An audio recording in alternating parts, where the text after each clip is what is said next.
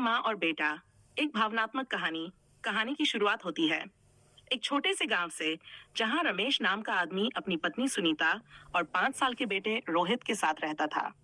सुनीता बहुत ही सरल, दयालु और घर संभालने वाली स्त्री थी, लेकिन किस्मत को कुछ और ही मंजूर था। अचानक बीमारी से सुनीता की मृत्यु हो जाती है। उस वक्त रोहित की उम्र मात्र 5 साल की थी। रमेश टूट चुका था। एक और बीवी का गम, दूसरी ओर छोटे बच्चे की जिम्मेदारी। कुछ महीनों तक वह खुद संभालने की कोशिश करता रहा, लेकिन कामकाज के बोझ से वह अकेला नहीं संभाल पा रहा था। गांव वालों के कहने पर उसने दूसरी शादी करने का फैसला किया। रमेश ने सीमा नाम की युवती से शादी कर ली। सीमा शहर में पली बड़ी थी, सुंदर, समझदार, लेकिन थोड़ी कठोर स्वभाव की। शादी के बाद जब वह गांव आई तो उसे सब कुछ नया नया और मुश्किल लगा। शुरुआत में सीमा ने रोहित से बहुत अपनापन दिखाने की कोशिश की। वह उसे खाना खिलाती, स्कूल भेजती और रात में कहानी भी सुनाती। लेकिन रोहित अपनी माँ को भूल नहीं पा रहा था। जब भी सीमा पास आती, वह कहता, मुझे मेरी असली माँ चाहिए, तुम मेरी माँ नहीं हो। ये शब्द सीमा के दिल में तीर की तरह लगते थे। धीरे धीरे उसका प्यार ठंडा पड़ने लगा। वह रोहित से दूरी बनाने लगी। अगर वह शरारत करता तो डांट देती और रमेश के सामने रोने लगती कि तुम्हारा बेटा मुझे मां मानता नहीं। रमेश बीच में फंस गया था। एक और बीवी की नाराजगी और दूसरी ओर बेटे की मासूमियत। दिन बीतते गए। रोहित बड़ा होता गया। अब वह 8वीं क्लास में पहुंच गया था। पढ़ाई में बहुत तेज था, लेकिन घर का माहौल हमेशा तनाव भरा रहता था। सीमा का मन और कठोर होता गया। कभी कभी वह उसे खाना भी नहीं देती थी, कहती, तू मेरे लिए बोझ है। रोहित यह सब सहता रहता। कभी कभी उसकी आंखों से आंसू निकल आते, लेकिन वह किसी से कुछ नहीं कहता।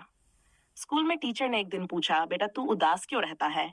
तो उसने धीमी आवाज में कहा, माँ अब नहीं है, और जो है वो मुझसे प्यार नहीं करती। उस टीचर ने रोहित को समझाया कि हर इंसान का दिल बदल सकता है। अगर तुम प्यार से पेश आओ तो पत्थर भी पिघल सकता है। रोहित ने उस दिन से कोशिश शुरू की।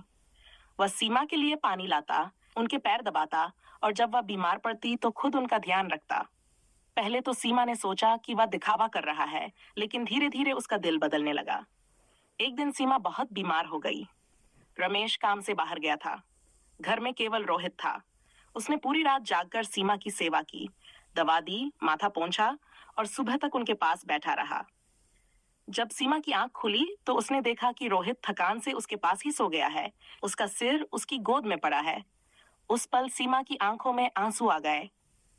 उसे एहसास हुआ कि उसने कितनी बड़ी गलती की है। जिस बच्चे को उसने सौतेला समझा, वही तो उसका असली सहारा बन गया। अगले दिन उसने रोहित को गले लगाया और बोली, बेटा माफ कर मुझे। मैं तुम्हारी माँ बनने की कोशिश नहीं कर रही थी, लेकिन आज समझी कि माँ खून से नहीं, दिल से बनती है। रोहित भी फूट फूट कर रो पड़ा। उसने कहा, माँ मुझे तो बस आपका प्यार चाहिए था, जो आज मिल गया। उस दिन के बाद घर का माहौल पूरी तरह बदल गया। सीमा अब सचमुच एक मां बन चुकी थी। वह रोहित को सुबह स्कूल भेजती, उसके साथ खाना खाती और हर छोटी बड़ी बात में उसका साथ देती। रमेश भी खुश था कि अब उसके घर में शांति और प्यार लौट आया है। वक्त बीतता गया। रोहित बड़ा होकर इंजीनियर बना और शहर में नौकरी करने लगा।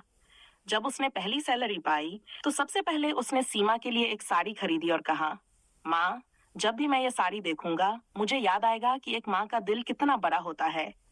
सीमा के आंसू थम नहीं रहे थे। उसने कहा, बेटा तुमने मुझे सिखाया कि रिश्ते खून से नहीं, अपनापन से बनते हैं। तुमने मुझे माँ बनाया, इसके लिए मैं तुम्हारी हमेशा ऋणी रहूंगी। कहानी का संदेश। ये कहानी हमें सिखाती है कि सौतेली माँ या सौतेला बेटा बुरा नहीं होता। बुराई सिर्फ सोच में होती है।